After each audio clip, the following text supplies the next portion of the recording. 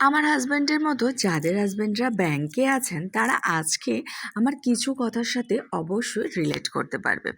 তার আগে বলি, প্রত্যেক মঙ্গলবার আমি আর প্রিয়ঙ্কর সে যতই আমরা ব্যস্ত থাকি না কেন বজরংবলীর মন্দিরে কিন্তু আমরা যাবই। কিন্তু এই 3টে মাস মানে জানুয়ারি, ফেব্রুয়ারি, মার্চ, বছরের এই 3টে মাস যেরকম যেসব হাজব্যান্ডরা ব্যাংকে আছেন তাদের সাথে সাথে তাদের ওয়াইফরাও কিন্তু প্রচুর লাইফে স্ট্রাগল করে। প্রত্যেক মঙ্গলবার আমি আর প্রিয়ঙ্কর বজরংবলীর মন্দিরে যাই, কিন্তু এই 3টি মাস ধরে আমাদের কোনো কিছুরই ঠিক থাকছে না। মানে মঙ্গলবার করে তো বজরংবলীর মন্দিরে যেতেই পাচ্ছি না, তাই ভেবেছি শনিবার করে যাব।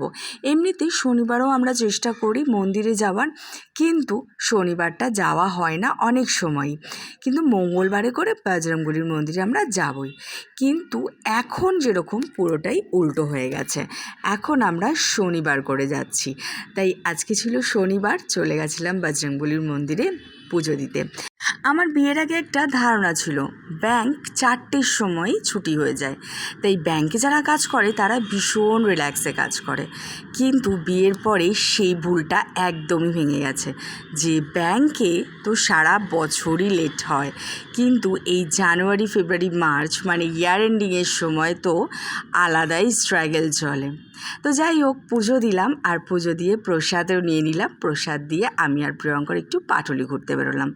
কিন্তু লাইফে যতই স্ট্রাগল হোক আর লাইফে যতই টাইম কম থাক, ঘোরাঘুরি এনজয়মেন্ট নিয়ে কোনো কথা হবে না। একটু ফাঁক ফুক সময় পেলেই আমি আর প্রিয়ঙ্কর বেরিয়ে যাই। যেরকম আজকে পুজো দিয়ে একদম চলে গেছিলাম পাটুলিতে।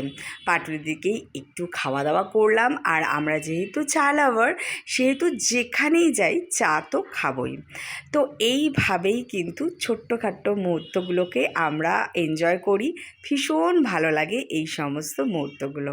অবশ্য তোমরাও জীবনে যে পরিস্থিতি আসুক না কেন এনজয় করতে কিন্তু একদমই ভুলো না।